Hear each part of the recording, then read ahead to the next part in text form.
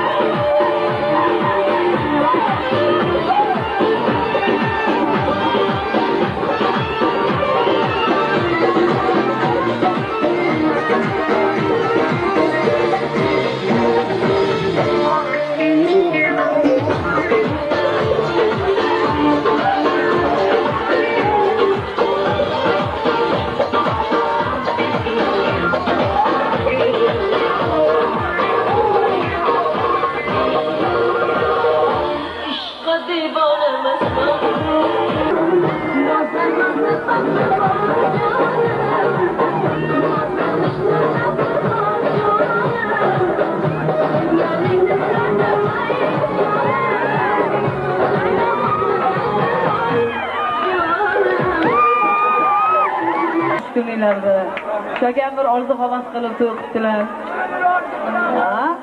Yaxshi kunlarda kelib xizmat qilaylik. Biz madaniyatli insonmiz, xalqimiz. O'zbek xalqi madaniyatli, to'g'rimi? Shuning uchun madaniyat bilan to'yni o'tkazaylik. Iltimoslaringdan mana shu qo'shiq keling kelguncha. Keling.